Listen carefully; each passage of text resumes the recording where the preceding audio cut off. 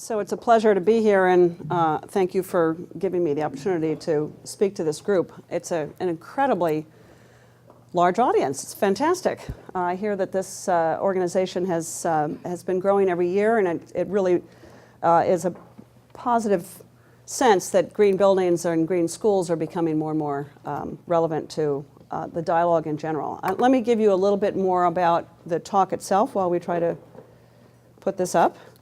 I have been lucky enough to serve on a National Academy of Science panel that was charged through federal funding to look at, and state funding actually, for federal and state combination, to look at whether green schools positively impact the health of children and teachers and positively impact the outcomes, the performance outcomes of students and, in some respects, teachers. And I'll talk a little bit more about that. The committee that was formed was 1/3 educators, 1/3 medical community specialists, and 1/3 building community specialists. We spent time debating what was a green school, which was sort of an interesting starting point. What's interesting is, of course, most medical scientists and even the school board officials all didn't have a common definition of green schools. We ended up using a combination of LEEDs for schools, which is at that point was not out when we did this study a few years ago, and CHIPS, Collaboration for High Performance Schools, which is the California standard that's been adopted by a few states, to define green schools. We then looked to see if there was any data that linked green schools themselves to health and productivity outcomes, and found that there had not been any studies. Green schools hadn't been in I'm going to actually put this up on the podium if I can. Is it stretched long enough?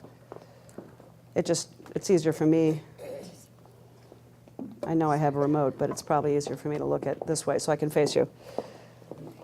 We actually concluded that there were no scientific studies that linked green schools and health and performance outcomes, simply because the notion of green schools and the presence of these schools hadn't been in place long enough, and concerted multi-year studies hadn't been done. However, we felt that we could look at the attributes of green schools and see which ones had measured data that showed health and performance outcomes. So I'm going to talk a little bit about this study, and then I'm going to go on to an issue that I think is extremely relevant to education, especially in today's times.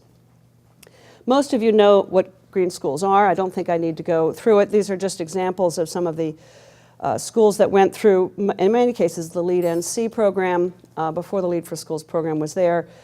They certainly have achieved some benchmarks in terms of energy savings and water savings and waste diversion.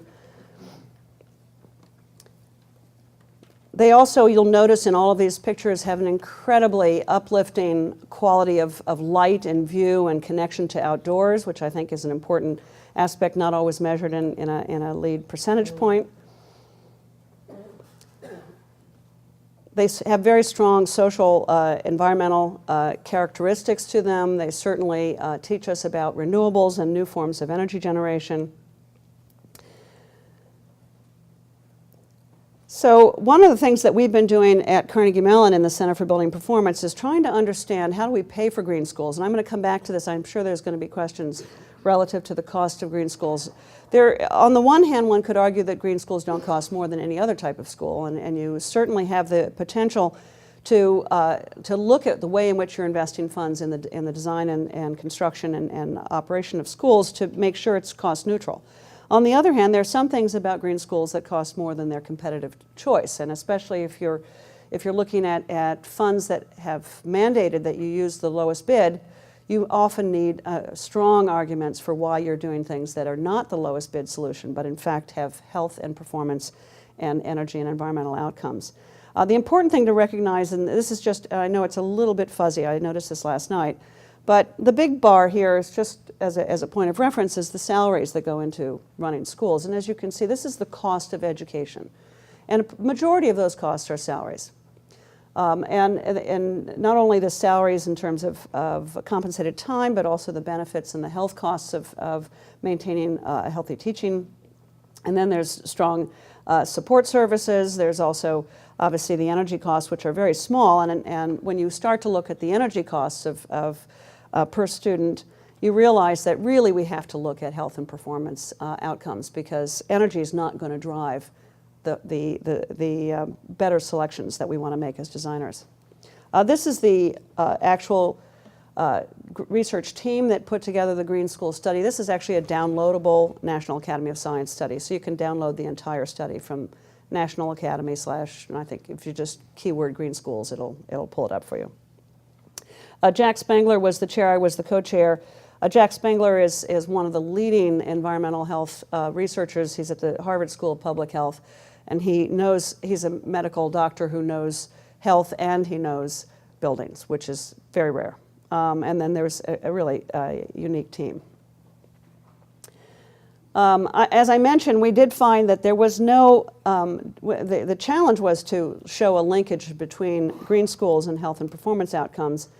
And in the end, we ended up, and these are the types of green school attributes we looked at, the two major drivers of green school characterization. We made a long list of attributes, and as you know, for many of you who've been working with the LEED checklist or the CHIPS checklist, there are 100 points in there, right? So we basically took out from those points ones where the aggregated expertise in the room felt that there were actually linkages. And some of them had to do with land use characterizations of green schools. Some of them had to do, of course, with light and view, and some had to do with the mechanical systems in these buildings, the acoustics in these buildings, the management and operations of these buildings. And we started to divide based on the expertise on this panel, and it's about a 20-person panel. We divided these tasks to see if there was actually scientific evidence that linked green schools and health and performance outcomes.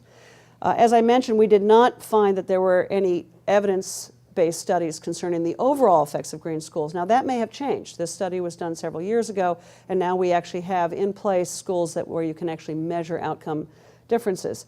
And I know that the Green Building Alliance has been focusing with their DASH project on trying to pull some of that data together. We spent a little bit of time talking about what outcomes were meaningful. Student learning, of course, is the obvious one, and part of the reason why everyone's looking at student test scores is because they're taken consistently in a repetitive fashion. So you can basically look at the same tests that are offered every 3 years, every 2 years, every year, and look at performance differences as kids are moved into one kind of facility versus another. We've also, there was discussion about student health, and there are some recording. And of course, this is school district by school district, but people are recording everything from the number of asthma emergencies to, of course, absenteeism of kids, to the amount of nurses' attention that are necessary. So there's some very good repetitive indices of outcomes. Teacher health is a little harder, other than substitute teacher hiring and the number of absenteeism for teacher health. But there are actually some school districts that keep medical records in a clean enough fashion that you can look at whether vocal health of teachers is being affected by school design. And then teacher productivity, and obviously that's very linked to student learning, since the ultimate goal is to have outstanding students. So, and so we finally took this long list of attributes and looked at the outcome variables and went after the research and aggregated as much as the time allowed, really, and the expertise of the room could put on that. The ones that we picked that we felt were significant, we looked at student performance, we looked at student retention, looked at some variables of student health that were available to the medical team members.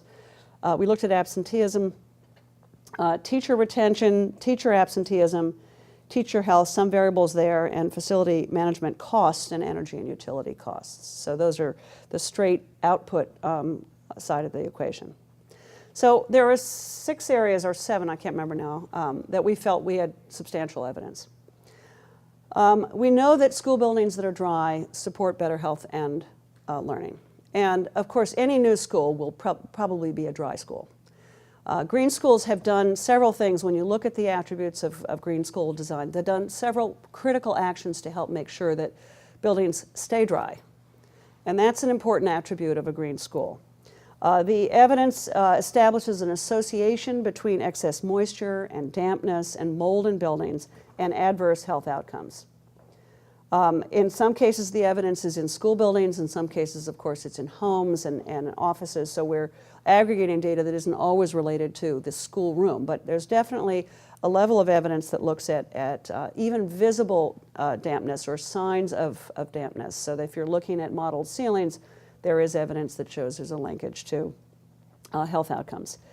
And even though we felt that green school guidelines did address water management much more effectively than non-green school guidelines, there was an argument in the team itself that the guidelines themselves should be even pumped up even further, that people had to really look at how are we going to keep water out of buildings for a long period of time, including condensation from high humidity and cold surfaces.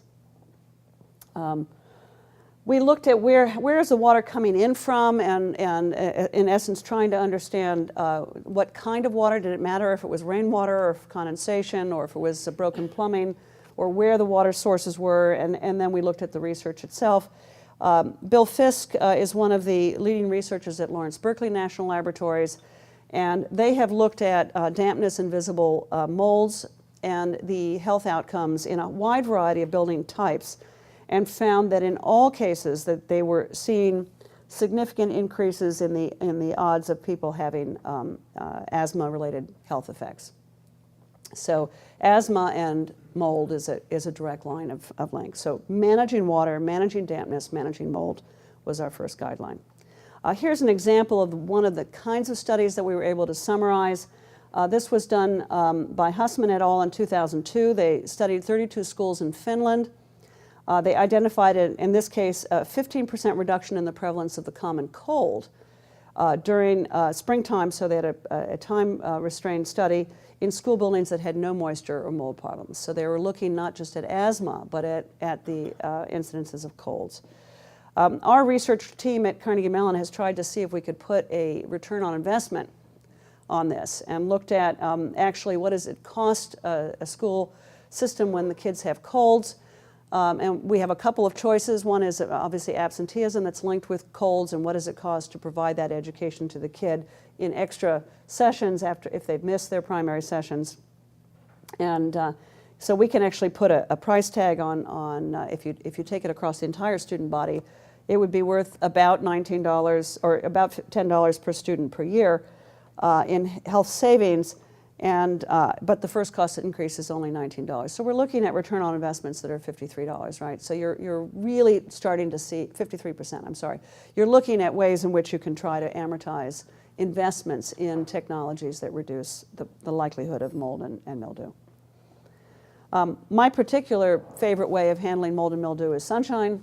I think that it's really important for us, especially for those of us in northern climates, which we are, where we're predominantly heating. We really have to embrace sun. We have to figure out where the sun is. We have to design around the sun, because ultraviolet light is one of the best ways in which to manage all kinds of mold, mildew. Ultraviolet light in general has tremendous capability.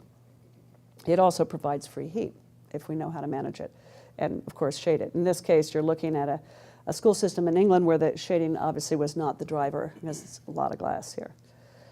I'm going to skip the energy story. It's a little too long. I think the important thing is to recognize that when you start to introduce glass area to bring sunshine into classrooms, we do have to manage two things with that sunshine. One is we're going to have to manage glare. So you have to find ways in which to make sure the light bounces around the room so that you get bidirectional lighting instead of lighting coming from one side.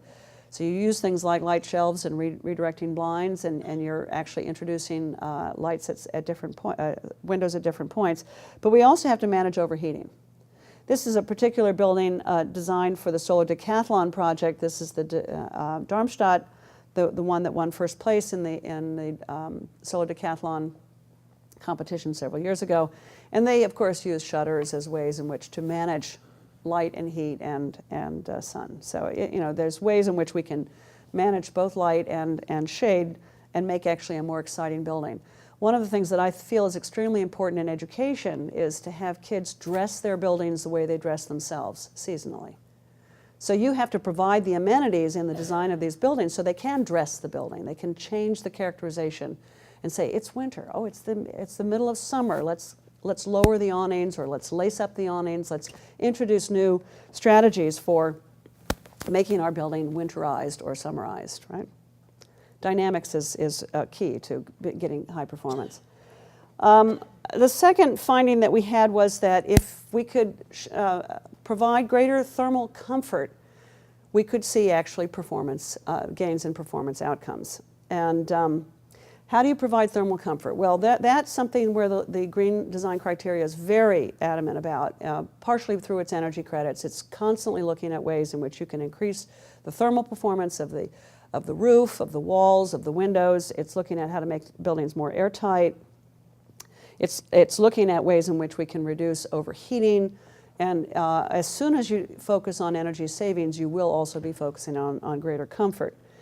The studies that link comfort and outcome, many of them are coming out of Denmark. This is a study by Wargocki and Wyan. The Danes have a consistent investment in research in building design, as do most of Scandinavia, and trying to understand why do we want to invest in better buildings, what is the impact on health and performance. This is actually a classroom study. They looked at classrooms which got too hot, an issue that's, of course, with climate change, a growing phenomena even in Scandinavia, where they never had overheating. Now they're all of a sudden facing academic year time periods where the rooms are getting too hot. And they found that there was an 11.5% statistically significant improvement in performance of mathematical tasks and a 6% improvement in language-based tasks when they could control the overheating. So dressing your building makes a difference. The third finding that we had from a research team was that schools that have good air quality, that manage the quality of the air, will have better health and performance outcomes. There's actually quite a robust body of evidence. Again, not all of it is in schools, but some of it is. The key factors that provide good indoor air quality are the amount of fresh air that's being delivered to the room, which in many older school buildings is dependent upon the leakiness of the windows, and in the newer school buildings is dependent on the mechanical system, outside air intake set points. It depends on the maintenance of those airstreams, the filters that are put into those airstreams, especially if it's a mechanically conditioned building. It also is impacted by the humidity in the air, moisture control, and then long-term operation and maintenance of the spaces themselves. Indoor air pollutants, specific ones that are of concern to the medical community are mold. Of course, we've talked about that. Pet dander, cockroaches, rodents. Of course, all of this is relative to pest management, ongoing maintenance. And if you look at the Green School Design Guidelines, they ask for an integrated pest management strategies. They're actually making it clear that these are important things to a better school outcome. And there is strong linkage that doing that has an impact on health of both teachers and students. Again, the challenge for a research scientific community is to draw the lines of connection. So they were looking at to what extent is it the indoor pollutants, to what extent is it the outdoor pollutants, and what is the straight line to outcome? Is it health of students and teachers? Is it actual development or performance?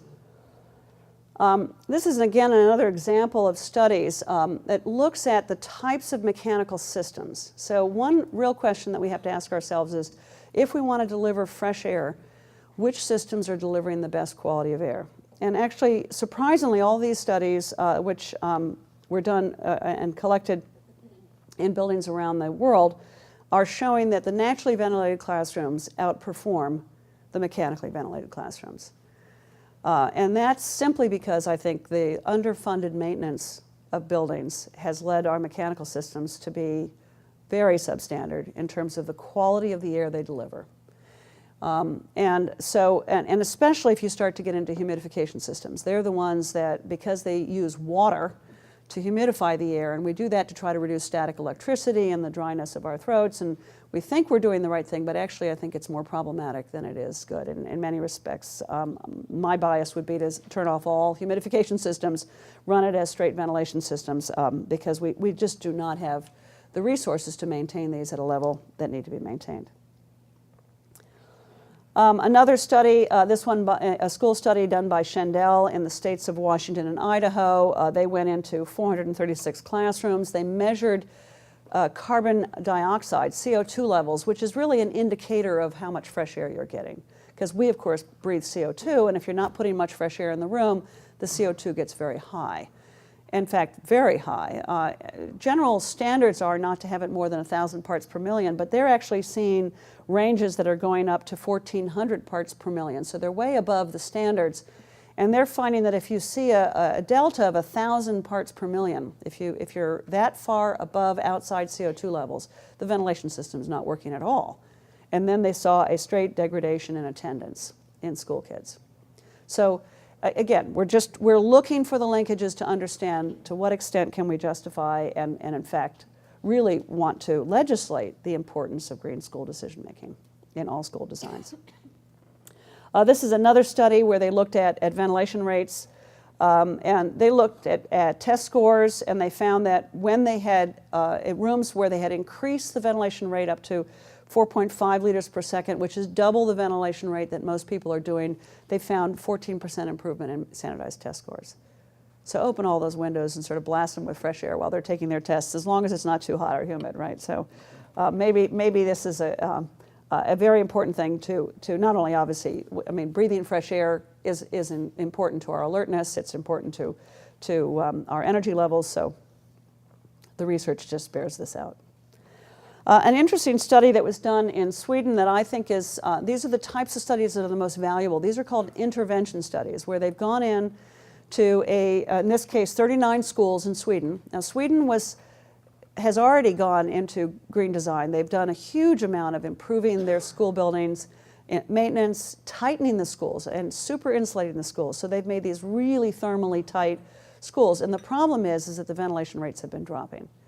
And as a consequence, they're seeing a big upsurge in asthma, and they're panicked because they do not want to start having asthma in their kids widespread. So they came in and they did intervention studies. They went into some of these schools that were really well designed, and they introduced different types of ventilation systems. In this case, they introduced a displacement ventilation system, which is putting breathing air, bringing it in low. It's very high volume, very low velocity. And they doubled the ventilation rates in those classrooms. And immediately, or not immediately, because that's actually the importance of these studies, is that they aren't done over 3 months or 6 months or 6 weeks. These are 2-year, multi-year studies. And by taking medical teams in to test the kids, they found a 69% reduction in 2-year incidences of asthma rates. That's huge. 69%. I mean, if you said 6.9%, I would have said this would have justified action. But this is like a huge impact. So it turns out that fresh air is a really key component, and that there are better solutions to delivering and ensuring that we get fresh air.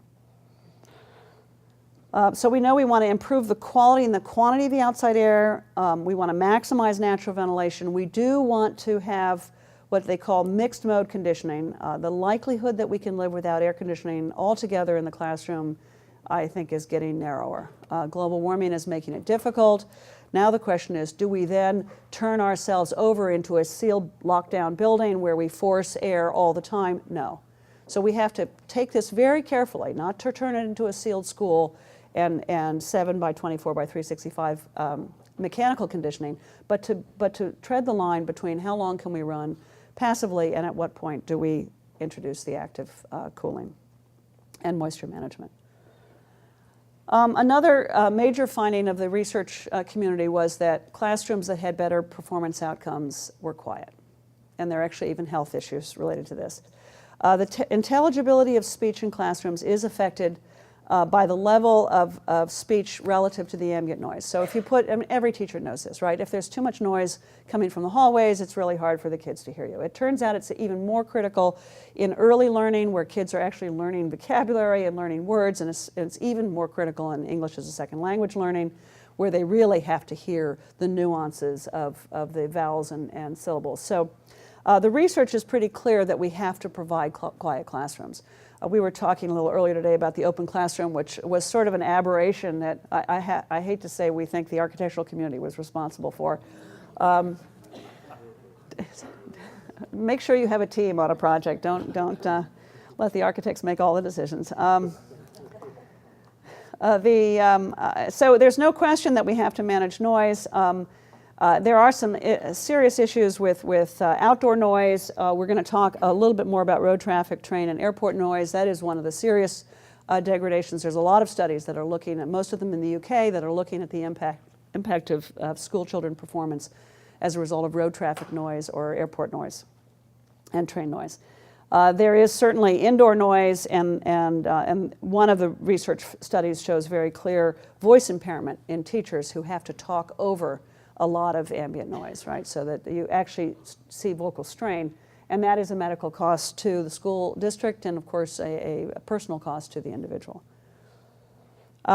So we spent a little bit of time, and the team member for the National Academy of Sciences, in this case, came from Canada. There's a National Research Council Canada has in residence acousticians that are constantly looking at noise and outcomes.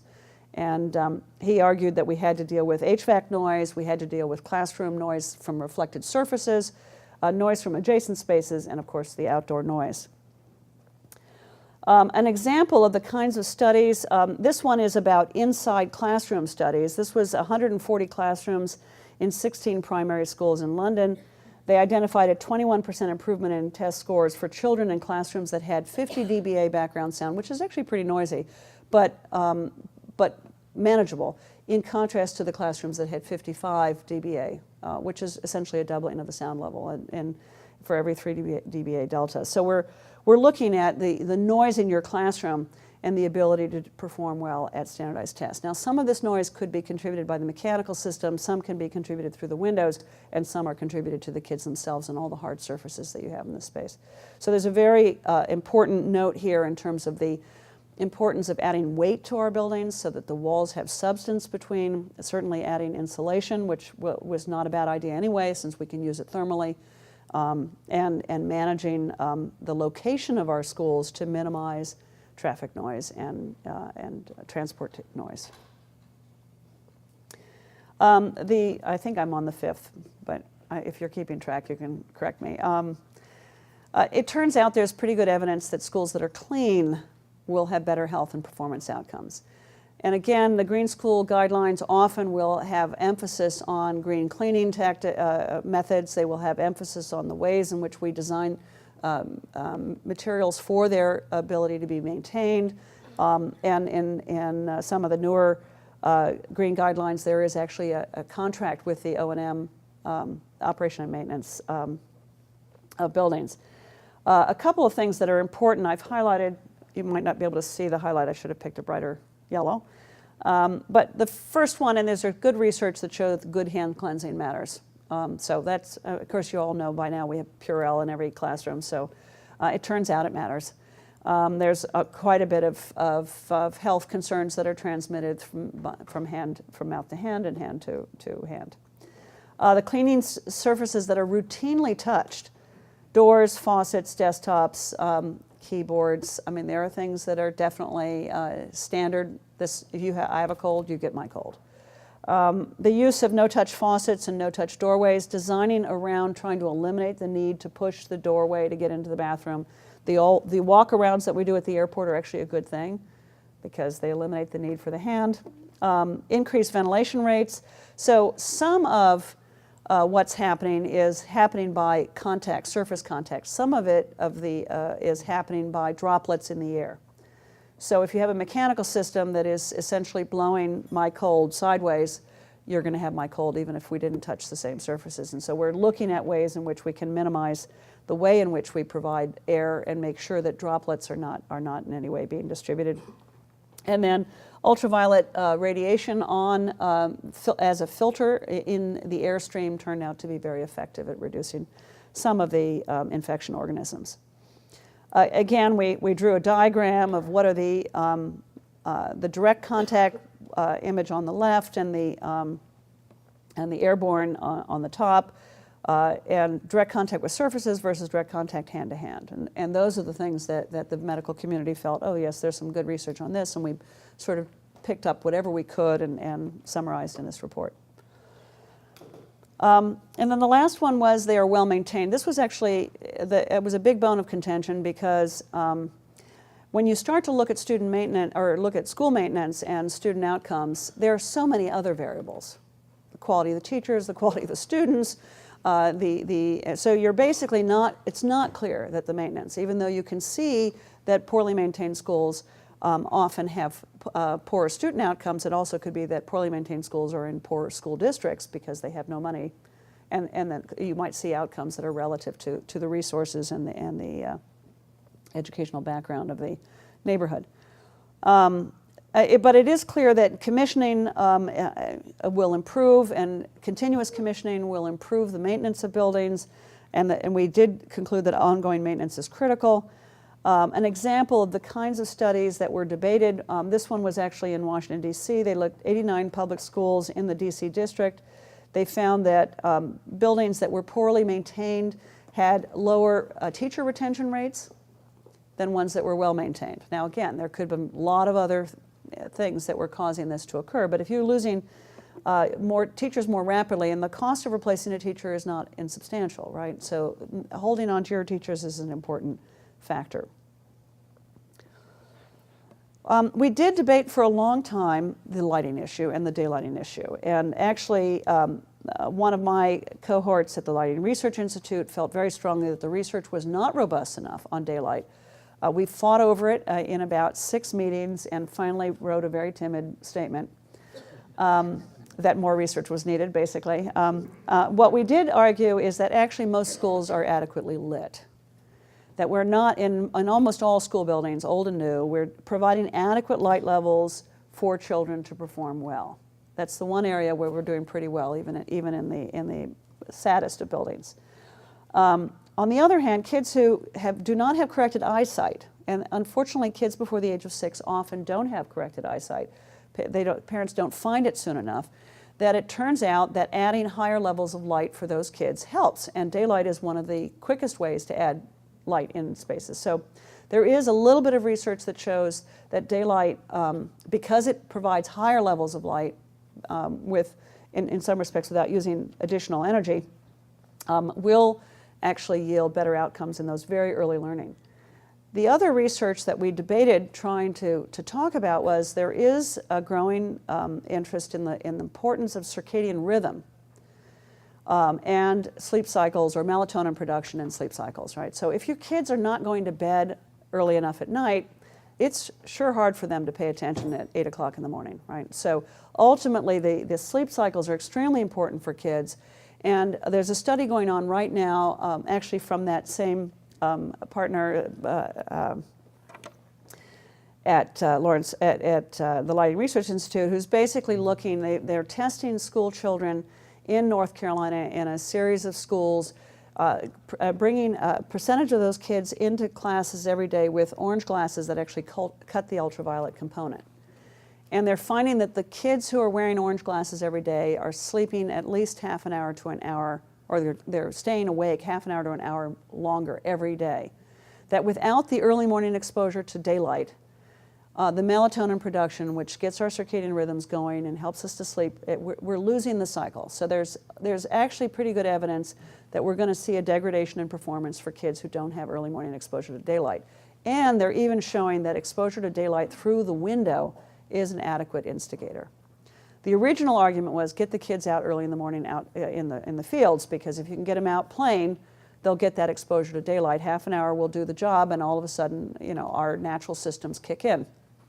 But even if you don't get them outside in the first 2 hours or hour or two in the morning, you can at least expose them to sunlight and ultraviolet components of light through windows.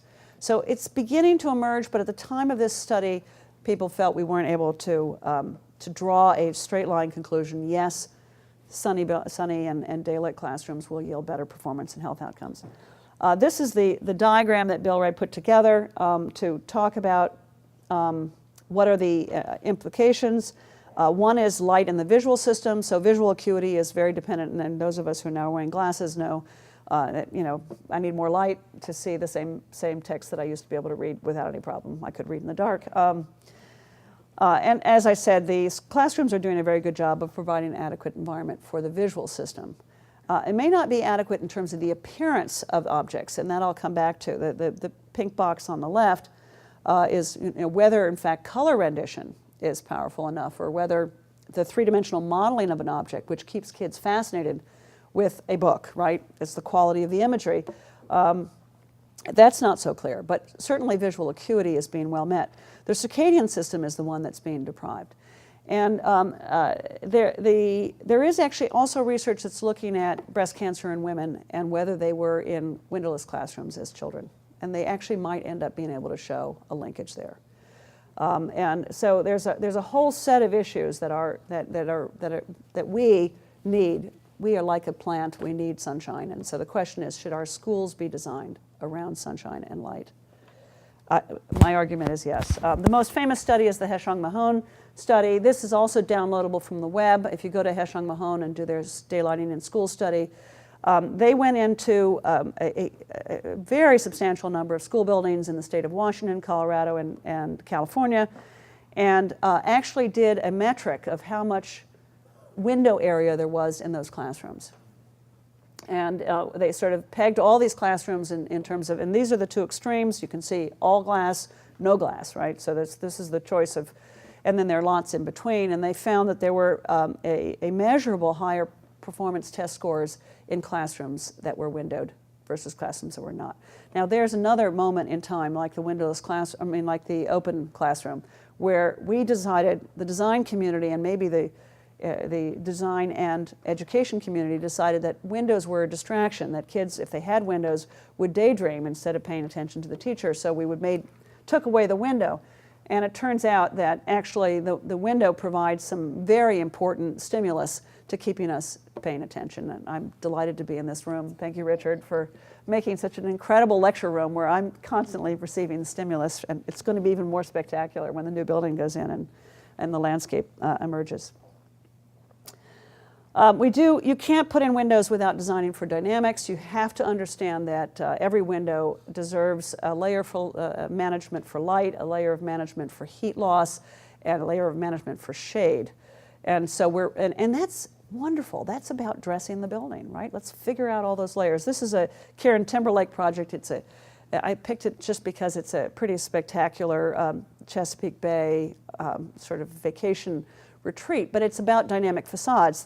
The lower facade you can see in the open position, the upper facade is in the closed position, and they use a translucent panel that's a super insulated panel, so you can essentially change the quality of this building just by flipping things up and sliding them backwards. And in this case, they also have glass walls, as you can see, that open up completely, so you feel like you're sitting in the outdoor classroom, or in this case, the Chesapeake Bay, right? So, I mean, there's just such a potential when we start to say that we want windows, and we want windows that are controlled for all the elements. This is, and we'll share this somehow through the network. We'll share this presentation. You're welcome to use it. I'm going to now move to a slightly different topic before I lose your attention. And how am I doing on time? Okay. I want to now talk about the things we didn't get to that I think are really important to the discussion of green schools and school outcomes. We didn't talk as much as we wanted to about the location of the school. You might recognize this photo. This is a view of Carnegie Mellon and the University of Pittsburgh and the city of Pittsburgh, and it's really a spectacular photo. It sort of gives you a sense of what compact, with huge amounts of wonderful green space, how exciting we can make dense environments. It turns out that dense environments matter, and that our kids do need to be able to walk to school, and we do need to have an environment that's mixed use and with adequate green space, higher density. We need live, work, walk communities. We have to find ways to put schools not at the crossroads of highways in school parks, but at the main streets of communities, right? And it turns out that there is some research that begins to argue for this. This is just an interesting study of Atlanta, and this is the Center for Disease Control, and when they closed for the Olympics, they closed a lot of the roads to allow the Olympic athletes not to be run over. In the process of closing the roads, they significantly dropped ozone, they dropped particulates. I mean, the air quality got better because all the cars weren't there congesting downtown Atlanta. And when the air quality got better, asthma emergencies went down a lot. And some people say, well, that's because they couldn't get to the hospitals. But actually, all other emergencies held flat. So it was really the respiratory emergencies that went down. It wasn't access. Obesity is probably one of the largest growing epidemics, as most of you know, and it turns out that probably one of the most critical factors is that kids no longer walk to school. And now we know that walking to school would have also given them that 30 minutes worth of sunshine, right? So we're sort of saying, well, boy, have we blown it, right? We've now gotten them into cars. And this is a study that was published by the American Journal of Public Health, in which they looked at kids' obesity rates in high-density walkable versus in low-density gated or suburban drivable land use patterns. And there's a 60% versus 35%, right, obesity. So if your kid grows up in a neighborhood where they have to be driven or bused to school, the likelihood is much higher than it is in a walkable community. So it's just, you don't even have to do anything. You just have to buy a home in the right place and build a school in the right place, and then your kids have a better chance of not being obese. There's the RAND Corporation here in Pittsburgh did a study, a nationwide study looking at sprawl and health, and found that, and they defined sprawl, and they used GIS techniques to do mapping and understand all the land use factors and the street factors and the density and jobs and walkability factors, and found that high sprawl neighborhoods had significantly higher health concerns. So that was one issue we didn't get to, the land use issue, and I think it's a very important one, especially to this community who are making decisions about the location of schools, or about moving schools, or about abandoning schools, all those things. The other one that I think I wish we had gotten to, because I think it's critical, which is the notion that schools themselves, the buildings, are laboratories. So that the architects and the engineers and the landscape architects and the facilities people actually see the building as if it were an instrument of study, and the grounds. I think this is the most exciting opportunity. We know we're really strapped to try to get STEM education up a notch. Science, math, all of those, we're still seeing declining numbers in the US, and maybe one of the keys is going to be having the building become an instrument of learning. And there's some wonderful examples. I'll just show you a few. There is some research about this. This is a study in Georgia, 14 schools by Tanner et al. that looked at the quality of the outdoor space. So it doesn't help to have a lawn out there. It really doesn't. So if you have an outdoor space that it is about learning, and there's a wonderful little diagram that just sort of shows, the edible garden, the three-dimensional play, the water play, all those elements that make outdoor spaces vibrant. And in this case, test scores, which is 7% improvement on standardized tests, if you had the highest performance outdoor space versus the lowest.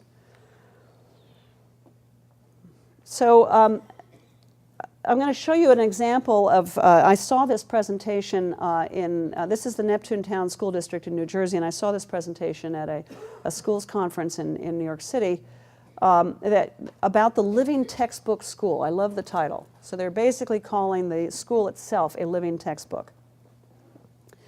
And what they had decided to do was to actually take the lead credits and turn them into curriculum, and then build spaces that would support them. So they basically said, and they were targeted to every age group. So they said, well, what could a first grader learn? Well, they could learn about leaves on parade. They could learn about the important, the time of year, and you can learn about the life cycle of a tree by the time you're in 3rd and 4th grade. You could learn about plant adaptation by the time you were in 5th grade, right? So they had all these little exercises. And then they spent time trying to figure out how they were going to do their land use planning to make all those happen. So the curriculum helped to drive the architecture and the landscape architecture, which is really exciting. For water, they looked at the importance of water, where we get our water from, examining ways in which we can maximize the use of water, making sure water doesn't just go down the drain, and then there are examples of rain gardens and different types of water sources and ways to do roof rainwater capture that becomes very visual for the kids. There were these aren't really courses, but modules or exercises for the kids that look to help them do solar power calculations so they could actually learn geometry by watching the path of the sun, learning about batteries and solar cells, actually creating a solar cell, and then looking at light and daylight and trying to understand how you can manipulate light and turn off electric light. And here's one where they're actually mapping the path of the sun on the window, right? Give them squeegee markers, and you get to at 9 a.m. one kid goes up and marks it, and then at noon someone else goes up and marks it, and then 3 p.m. and then you say, now there's the path of the sun, right? Did you notice it got higher in the middle of the day? And what can we do about that, right? You could do it in winter and summer, leave the path up there, and then see how much higher it was in the summer, and teach about shading devices. In materials and resources, they looked at recycled art projects, they looked at recycling campaigns, and they looked at paper making and school-wide composting, and also at the materials in the building, and walked around and taught the kids about things. And in this case, they're also showing a sundial sort of built into the, since Forbo is a sponsor, built into the Forbo floor here, where ultimately you're letting kids watch the path of the sun on the floor, as on a sunny day they can see, oh, it's 9 o'clock in the morning at this month, right? So the tradition of understanding the environment that's around us. For IEQ, or indoor environmental quality, it was teaching kids to use instruments of measure. So measure the light level. Measure the light level close to the window and light level away from the window, measuring the temperatures, measuring humidity, teaching them about the actual systems in the building. So in this case, in this school, in this district in New Jersey, they had underfloor air, and they're basically trying to explain, why did we supply the air low? Because we're trying to give you fresh air as close to the nose as possible and pick up any colds and flus and take them up instead of blowing them down, right? So you can talk about what it is we're trying to do with the building. Living laboratories and STEM education. There are examples of this around the country. I don't think there's a book on this, although somebody in this room may want to start to gather these and put them into a published book, because it's really would be exciting. Obviously, the Sidwell Friends School in Washington, D.C., this is a water system. I mean, a huge water system. This is all about catching roof water, taking it through ways in which you can store it and use it for saturation. They've also got solar systems, and they've got, and in addition to that, every detail that the architect has done is about getting the system right, the architect and their engineers. This is a collaboration. No way can one individual draw these diagrams, although we make our architecture students try to do it all the time. But it's spectacular. I mean, what an incredible venue. And of course, this is your view from all these classrooms, and you can talk about water, and you can talk about temperature, and you can measure temperature in this garden and go out to the parking lot and measure temperature, and boy, there's a difference. Another school in Cambridge, and just to give you a few more images, they actually have every floor follow the hillside with direct means of access. So they have 7 doors to the outside. Now, this is something that I tell you, security has taken over our lives, right? I mean, we're sort of one point of entry. You walk through metal detectors, and we completely disassociate the kids from the outdoors. What a mistake, right? What we really need to do is to find a way to actually make every classroom have its own associated learning environment outdoors. 7 doors to the outside. That's their badge of courage, not 1 door for security. The floor levels rotate, but only a little bit. They're all trying to be southern, but a little bit east, a little bit west, and they, of course, try to preserve the existing trees and maintain the soil on the site.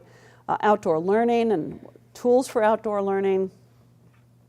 You'd be amazed how much more attention you can get in a classroom like this, especially when it's been a long week of being cooped up inside. Learning about the actual details, trying to teach students about what's inside their building, things that are hidden. Sometimes there are little windows that say, look at here, this is what it's like, cross sections. Of course, just the quality of light, the importance of overhangs. Even in Massachusetts, which is a cold climate, you've got to design to cut off this overheating, because they, of course, don't want to have an air conditioning system if they can manage it.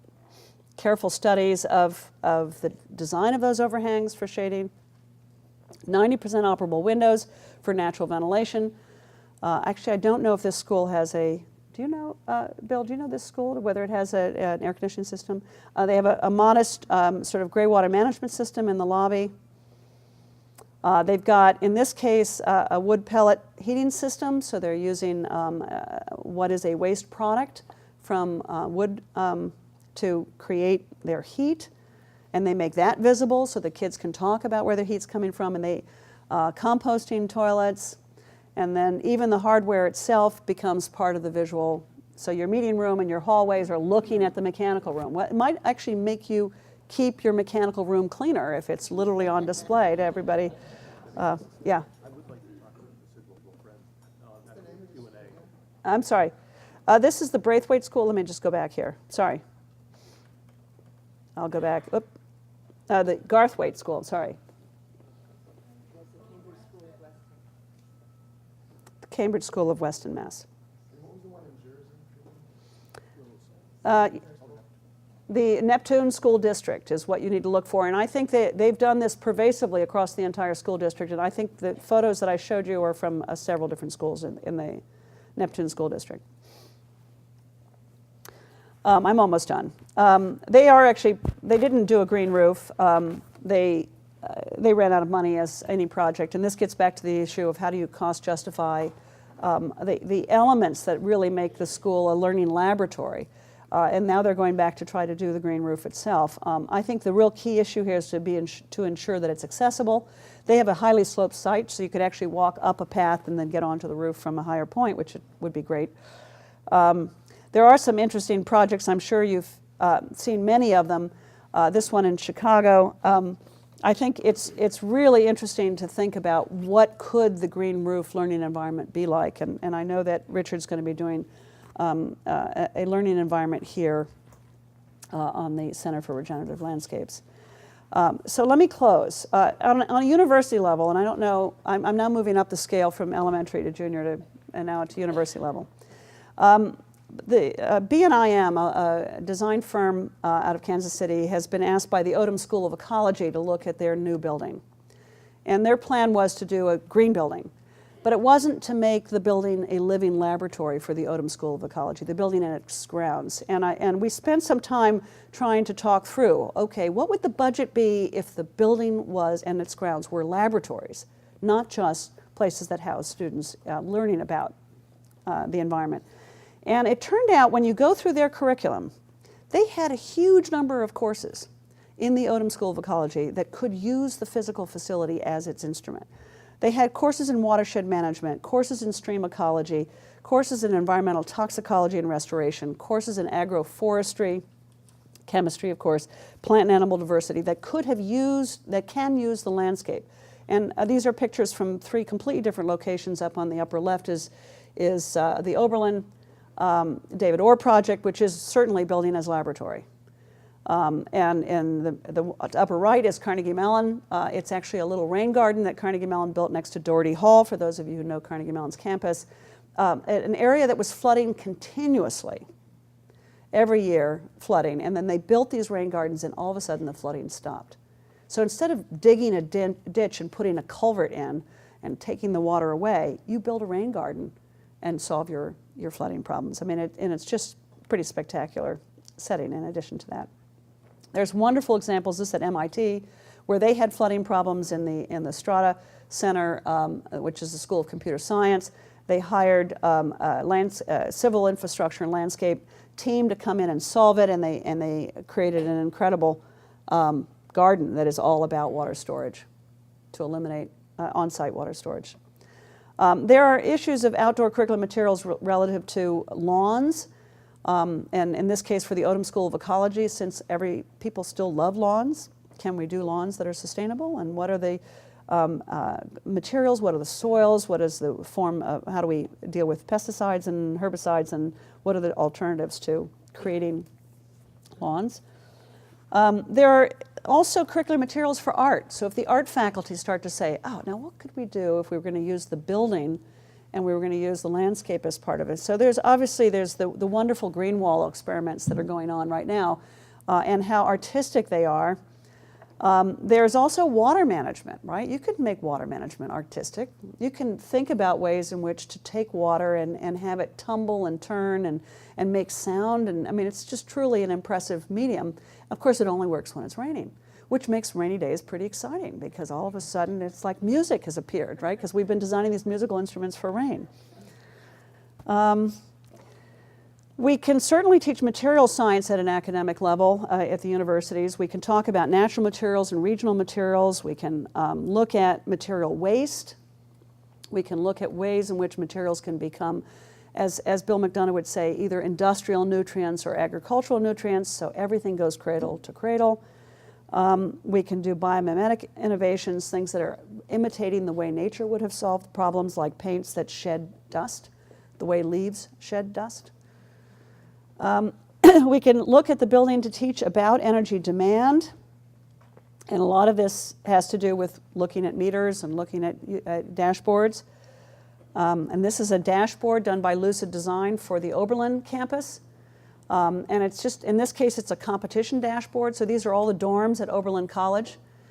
And this is how much energy the different dorms. So you don't want to live in Harvey Hall. You want to live in Harkness. All right, so you can basically say, well, God, what are they doing in Harvey Hall that makes them use so much electricity? And, you know, they plugged in, you know, 4 computers to every dorm room and leave them on, 7 by 24 by 365. And there is something called the Prius effect, which those of you in this room that own Priuses would know about, which is that you start to game your driving to get the highest number on the screen. And that's good. And the students will game. They will game the system. And there's actually a water one, there's a transit one, and so students will start to game the system to see if they can be the winner. Okay. And then energy supply systems, obviously, these are the expensive ones if we do PV and solar thermal and wind. But boy, do we need to show and learn and actually help those industries build a future constituency by having them in our classrooms. Water, I think I've showed you enough about teaching about water and how important and how exciting it is. This is where I work, right across at Carnegie Mellon, and we have a day-lit, naturally ventilated, mixed mode. We can air condition, and we do for 2 months in the year. It's a low energy and really a vibrant, as I think most of the students in the back room will tell you, a really noisy, vibrant environment. Acoustically, we still haven't solved the problem, but I'd be happy to take questions and answers. Thank you.